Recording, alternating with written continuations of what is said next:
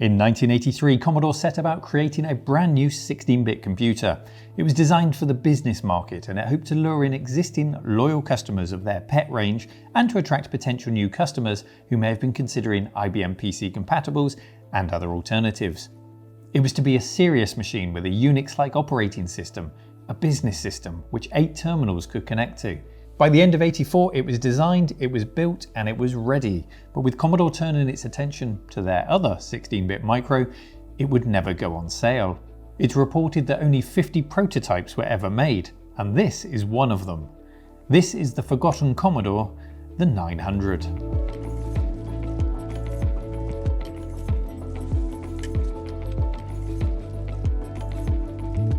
We'd like to thank PCBWay.com for supporting our episode today. They aren't just about PCBs, although they do a tremendous job of that. They also offer CNC machining, sheet metal fabrication, 3D printing, and injection molding. If you're creating, then PCBWay.com can help you bring your project to life. Get an instant quote now over at PCBWay.com, and we thank them for their support. Hello Cave Dwellers, we are incredibly lucky to have this rare prototype on the desk today through which I'm going to try and tell the story of the machine. We are going to open it up and have a poke around and more besides. But it's a story that is severely lacking in information out there, and it's taken me quite a lot of time to piece together the information so that we can tell some kind of coherent story about what is a largely forgotten machine in the Commodore 900. It's also sometimes referred to as the Z8000 or the Z machine through its development, and it's even referenced as a Commodore M series in the boot ROM code here. But the label on the case says 900, so that's what we'll call it today. The 900 project was kicked off by systems engineers Frank Hughes, Bob Russell, Shiraz Shivji, and other engineers would later come on board, some of whom we'll hear a little bit more about later. It was to be manufactured in West Germany, serving the successful European Commodore customer base, and, if successful, beyond.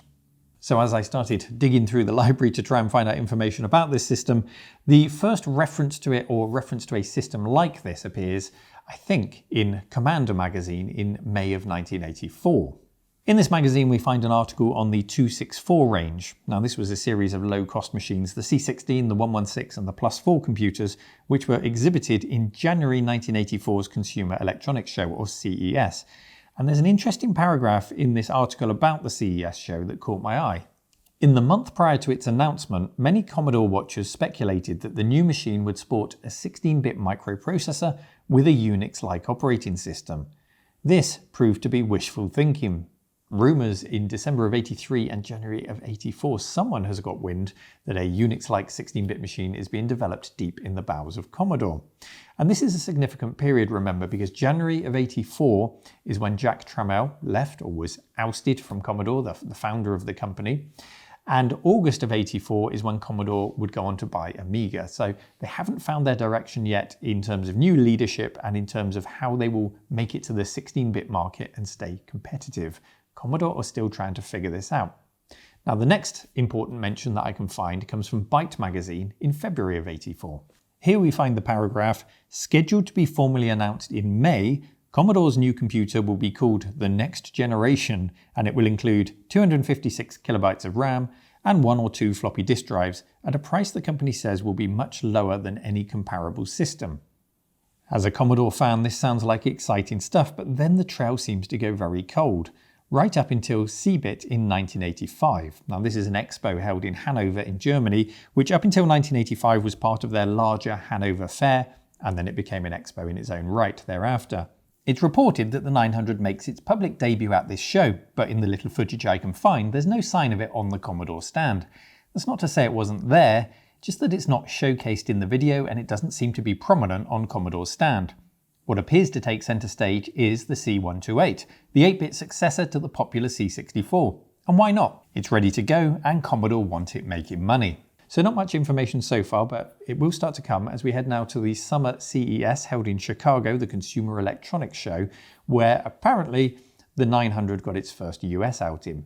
The show is reported on by Compute magazine, a Canadian publication, in their August 1985 edition. They say that Commodore and Atari were the only 2 major computer manufacturers present at the show, and the show report reads, Commodore also showed 4 interesting computers for foreign markets, but apparently they won't be available in the US in the near future.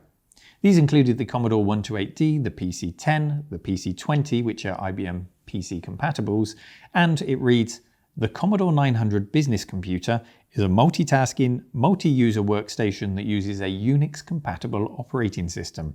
Although some of the higher-end computers will be available in Canada, Commodore announced no plans at present to market them in the US." Further coverage from the CES show would appear in the September issue of Compute's Gazette. Now, the Gazette was a spin-off of Compute magazine which was dedicated solely to Commodore users.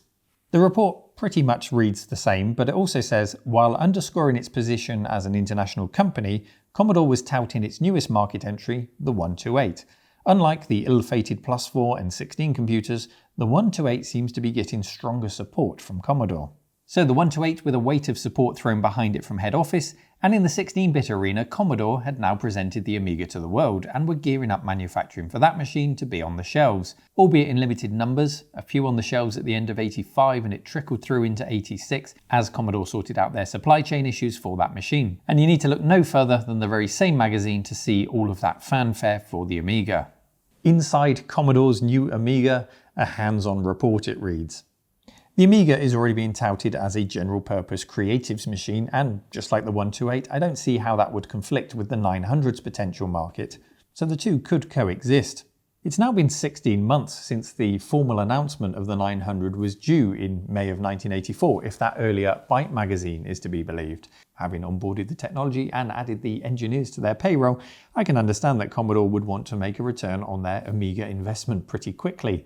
But then developing the 900 couldn't have been cheap either. So where's the hands-on preview of that? A month later, in October's 1985 edition of Commodore Microcomputers, we would get to find out more. Now, this is a US magazine which is published by Commodore themselves, and before we dig into it, there are no prizes for guessing which computer is on the cover being declared as Commodore's hottest new product. Our 900 doesn't get a flashy spread or a hands-on feature. It simply appears in the news section where writer Diane Lebold reports on a system with two possible configurations. And it reads, "The Commodore 900 is available in two configurations, as a personal workstation with a 1024 by 800 pixel bitmapped display, and as a multi-user business system with support for up to 8 standalone terminals. It allows you to create graphics previously found on systems costing up to 5 times as much. And it can be mouse-driven and uses a sophisticated window manager for both text and graphics. Its BitBlit chip allows fast screen operations, so windowing is quick and easy." In its first configuration then, this will be a very high resolution and affordable, according to Commodore, Unix workstation or Unix-like workstation. And it's carrying resolutions the likes of which we only see from companies such as Sun Microsystems at this time. And that is a vastly more expensive machine than the kind of markets that Commodore would be aiming at. So on the surface, that sounds like a really good niche for Commodore to try and carve their way into. There's also mention of BitBlit, or the blitter chip, which is a term Amiga users will be very familiar with, as the Amiga got its own blitter chip, but it wasn't the same one that was in the 900. The blitter chip is useful because it can throw around large chunks of graphical data. So, for example, if you've got a window on the screen and all of its contents, the blitter chip provides hardware assistance in moving that data around so that you can smoothly move that window and its contents around on the screen. Very useful in a high-resolution workstation. We'll continue the article and it reads, "The system's multi-user business configuration comes packaged with an integrated terminal, which acts as the first terminal. Additional terminals are standalone, industry standard RS-232 character mode terminals." So that describes a scenario in which the 900 is acting as both server and terminal into itself, and then up to 7 dumb terminals can connect to it via RS-232. And well, that's more of a traditional Unix-like multi-user working environment of the time, I guess, and going back to the 1970s when dumb terminals would have connected to mini computers and mainframes, and it just sends the information back to the screens, but the processing happens on here. This wouldn't have included any high-resolution graphics whatsoever. That would only happen in configuration 1. Then we come to the CPU, and it reads, "The heart of the Commodore 900 is a Z8001 chip running at 10 MHz. Standard features are 512K of RAM, which is expandable to 2 MB. Now this is a significant difference to Commodore's approach to 16 bits with the Amiga. The Amiga would house a Motorola 68000 CPU, as would Atari's ST and the Apple Macintoshes of the time and moving forward. But this was something different. This was a Zilog 8001 CPU. Zilog is perhaps best known for its Z80 CPU, which was the stalwart of 8-bit micros, consoles, and some arcade machines as well, such as Pac-Man. The Z8000 series of CPUs would appear in 1979, and it was in no way whatsoever based on the Z80, nor was it backwards compatible. This was a 16-bit CPU aimed at competing with the 68000 and with Intel's 8086, but of that lineup it would be the least successful. It did find favour though in workstations such as the 900. And Zilog, we can see here, encourages appropriate use of technology. Not like that inappropriate behaviour from the likes of Intel and Motorola users. The Z8000 did get to have some fun though.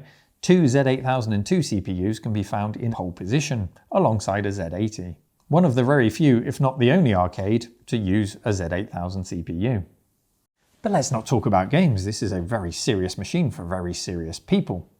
We've got a bit of background on the machine now, the rumours, the information released by Commodore about what the spec is, but does it align with what it actually is?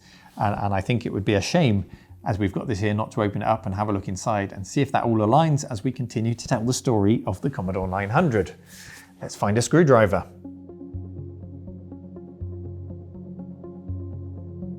To help us find our way around here, we have a systems hardware specification document compiled by systems engineer Frank Hughes in 1985. So let's use this to highlight more features of the system.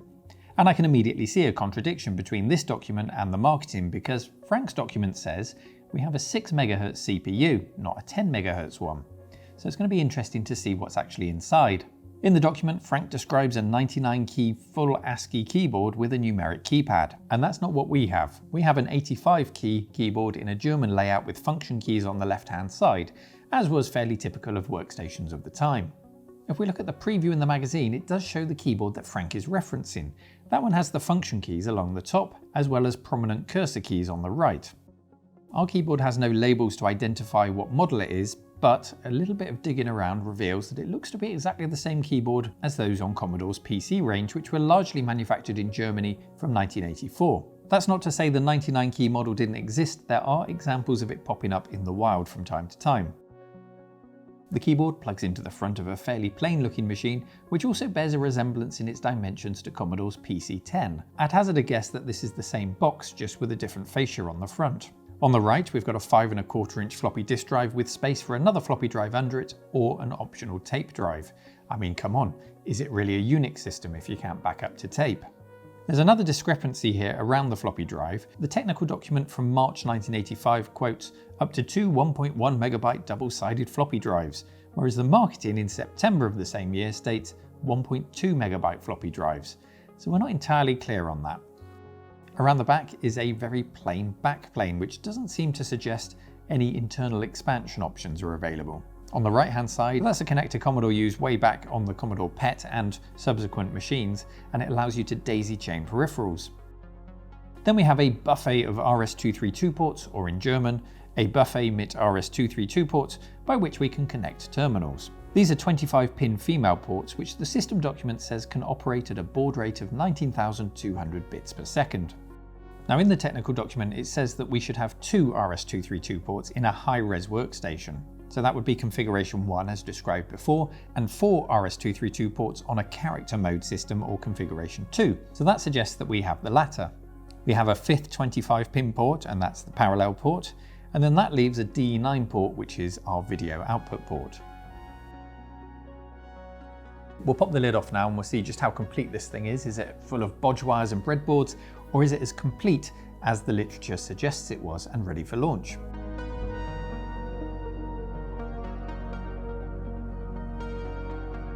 Well, first impressions are pleasantly surprising. The top of the case is dominated by the PSU at the back, floppy drive on the left, and a huge hard disk which has a 20 megabyte capacity, and they actually had a reputation for being quite reliable.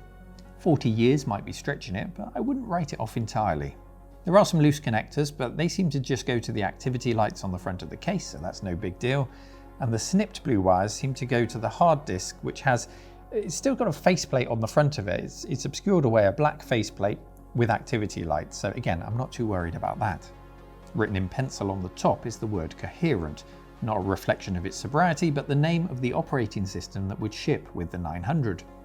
If we go back now to Byte magazine in February of '84, we can read, Commodore announced that it will include the Unix-like Coherent operating system in a new series of Z8000-based computers. Coherent is a Unix-compatible multitasking, multi-user operating system by Mark Williams Company. It was first released in 1980.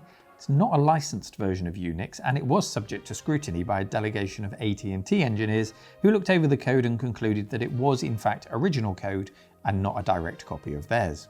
A license would have cost you $500 then, but Commodore would have worked out a much better deal for their bulk distribution of the machines, I'm sure. If I pop the fascia off, there is the other end of our blue wire. I guess we'll just put that somewhere safe for now. I'll remove the top deck of the system now so that we can get a better look at the system board. That just lifts right out, the whole thing comes out here, and there's a single cable to disconnect from the hard disk controller, which is under here. If I flip this over, we can see that's a prototype Western Digital controller there. Seems to be an original part for the 900, it's not an off-the-shelf recycled board. This row of pins is where it connects to the system board, and we can see that the glue is dried out on the label on the EEPROM and that's gone, so I'll just pop a new one over there in the hope that it might help. I have checked and all the ROMs in here have been dumped and shared, so we don't need to worry too much about doing that. Here's our system board now, and on the left we have an expansion card taking up the full length of the case, so let's check that out first. It's labelled as a Z8000 LR display board, and LR stands for low resolution, which is kind of what we expected when we saw the ports from the outside and tied it up with the technical document. The document tells us about the following video options for the 900. It says the video display is on a separate PC board from the main CPU logic, and this allows for flexibility in the selection of the type of display on the unit. 3 video boards are described, and they are bitmap high resolution display. This display consists of a 1024 by 800 bitmapped monochrome screen. This I discovered would tie up with a 15-inch monitor as standard, or thanks to a typo in the Italian documentation which I translated to find this information, it comes with 15 chickens with high capacity. Perhaps we've just uncovered the true meaning behind Commodore's Chicken Lips logo. Video card 2 is a monochrome character display. This is an IBM PC compatible 80 character by 25 line monochrome display. Now this appears to be what we have here. It might not be the most exciting option, but if we reach a point of testing it, we at least won't have problems finding a compatible monitor. And video option 3 is described as a low-cost colour display, not something we saw mentioned in the marketing. It reads that this is a low-cost colour display supporting both character and medium resolution graphics modes and is designed utilising Commodore's 8563 custom display chip. Graphics modes up to 640 by 400 are supported on this card through a standard RGB monitor with interlacing, and it's the very same MOS technology 8563 video display controller that's used in the C128. Back to our board now, there's a couple of EEPROMs dotted about, and one is labelled PC Char, which I think indicates perhaps that ours is the PC compatible character display, and we've got 3 rows of connectors here. Now a question that came back to me while looking at this board is, where is the blitter chip? Is this standard on the system board or would it be part of the video board? So I did a little bit of digging and found an email exchange from 1998 between ex-Commodore engineer Dave Haney and computer collector Zane Healy, in which Dave says, there was also a blitter-based graphics card. The built-in monochrome display has no blitter. With a well-done blitter, a bit more sophisticated in some places than the Amiga, for example like AAA, it would work in real pixel coordinates rather than offset modulo. So that confirms the base system has no blitter chip. It was only present on the high-resolution video card, and he calls it the Welland-done blitter. That's a reference to Bob Welland, who worked on the project, and he will come up again later. Dave also talks about add-on cards and upgradability, and he says, actually, it did take expansion cards, but kind of a novel design. They stacked, one on top of the other. If you've ever seen PC 104 cards, you'll get the idea. And that's what our 3 headers here are for, to stack additional upgrades one on top of the other through the video card, which would be impossible to do in this case because it would be blocked entirely by the metal tray that goes above the video card. So perhaps it was planned for future models with larger cases. Let's take the display board out now and get a look at the system board itself. And in removing it, we can see the artwork number for the schematic design of the video board is underneath there. Deep in the system now, we can find that Zilog Z8001 CPU. Now there's nothing to tell us if this is running at 6 MHz as specified in the system document from March, or 10 MHz as specified in the September marketing. But a datasheet for the chip shows that it can run at 4, 6 or 10 MHz. So maybe it's one, maybe it's all three, maybe it's both 6 and 10. I don't want to make any assumptions without seeing this running myself, but it is possible to run it at those speeds. The system document also states a 60-pin dual inline header will be provided on the circuit board to connect to an added circuit board, which will contain the Z8070 arithmetic coprocessor. And that seems to be what we've got here. This apparently is to host a 24 MHz APU, available early 1986. 24 MHz of additional power sounds incredibly beefy for 1986. A key part of the system now is the MMU, or Memory Management Unit. This would be crucial in running Unix or a Unix-like operating system, and it does exactly what it says. It manages memory, keeping track of and assigning address space to processes, and in a multi-user environment ensures protection is in place between the memory being used by each of the user's processes.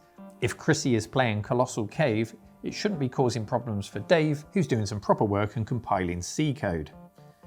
Over here, we find our high and low boot ROMs.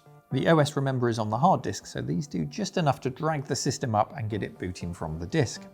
And then we have some RAM. 16 out of 32 sockets are populated here, giving us 512K of RAM, which is the standard configuration on all the materials I can find. The documentation says the standard unit contains 512K of RAM, with sockets for an additional 512K, and further expansion is possible through the use of an expansion card, although as we established, I'm not quite sure where that would fit. Sound comes from a simple tone generator and a speaker at the front of the case, and keyboard input is handled by this board here, of which the document says an IBM PC compatible interface is utilised. So that leads me to suspect that our keyboard is indeed a Commodore PC-10 IBM PC compatible keyboard and not one designed for the 900. Finally, I can spot a few things that indicate the floppy controller is on the system board itself, including an EEPROM here labelled FLCont and associated chips around it.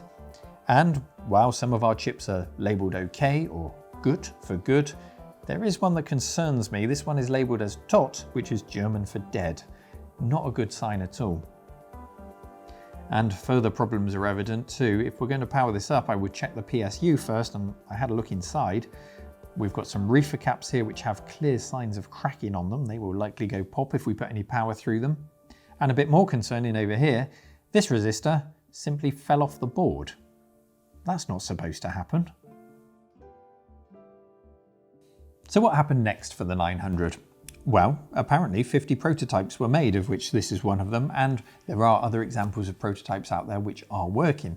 So let me show you one of those examples now. This one is owned by Santo from vintagecomputer.ca, and I think he's got the high resolution card here, that's what's being demonstrated, and trade show demos. He found trade show demos on the original hard disk, one of which explains the specs of the machine in multiple languages, German, English, Italian, and this is where I got the mistranslated high capacity chickens quote from. And I would hazard a guess that these demos are the very same that would have been shown at CeBIT in Hanover. And he's got a few more videos on his channel, so do check a link in the video description if you want to go and see some more examples of this running. So despite this being at an advanced stage of development, as you can see in those demos, it ran, and as we've seen inside, it doesn't really look like a prototype in there. This thing, for all intents and purposes, looks finished to me and ready to go. So despite that, they did decide to can it in favour of the Amiga, IBM PC compatibles, the C128 and the C64, which they continued to push into the early 90s. And I would hazard a guess, this being Commodore, that there was plenty of internal politics involved, but that's pure speculation. I've got no hard evidence to show that, but this is Commodore after all. But some of the engineers who worked on the 900 would be seen again on other Commodore systems. Engineer George Robbins would go on to work on the Commodore Amiga 500, 600 and 1200, and he's the man who is credited with using B-52 song titles for code names in those systems. You often see things like on the 500 Rock Lobster, which is a B-52 song on the PCB of the 500. He's the man who started that trend. Then there's Shiraz Shivji. He left Commodore to develop the Atari ST, and Bob Welland would pursue his desire to get Commodore to accept Unix, and it kind of did happen. The Amiga 2500 UX and 3000 UX weren't big sellers, but they did make it out to market. Amigas were the Unix operating system and the hardware that needed to run it. That hardware, developed by Dave Haney, who worked with Bob Welland, on the A2620 CPU card for the 2000, which included ROM sockets to configure the machine to auto-boot Commodore Amiga Unix, or AMIX as it was called. And there are examples of hardware specifically made for this machine that made it out into other Commodore products. So on the Amiga A2090 SCSI controller, it has a DMA chip, according to Dave Haney, which was developed specifically for this and then made it onto there. And the 8563 80 column card, the video card, that made it out of here and into the C128 for its 80 column mode. So some of this did live on. It does have a legacy of sorts in other Commodore products. So while the quest to see Unix on Commodore machines didn't die with the 900, it never became the standard operating system for Commodore machines. And I can't help but feel that's what the 900 and the engineers behind it were really driving at. Decisions were clearly made not to back this horse, and that wasn't a bad decision. The multimedia capabilities of the Amiga perhaps made it seem easier to market to the huge user base of C64 owners, as opposed to trying to fight the swell of IBM PC clones. And it's reported that the factory in Germany that was tooled up to produce these machines retooled to produce Commodore's IBM PC compatibles, the PC-10 range and beyond that. And I don't think that was a bad decision either, because that range was moderately successful for Commodore 2. But a part of me can't help but wonder what might have happened had this been a success, how the operating system might have influenced future products, if that high-resolution Unix-compatible box might have done well in the CAD or desktop publishing market, and if in turn that could have opened up another revenue stream that might have helped Commodore in its later years. Some questions we are destined never to know the answer to. So what next for this? Well, you'll be really pleased to know I'm not going to go at it with a hammer and a screwdriver. It's a rare prototype. It deserves better than that. So some of you will know that there is an electronics firm that I share the mill with, Hebrew Electronics. They're full of skilled engineers, workbenches, really impressive test equipment and things to fix electronics.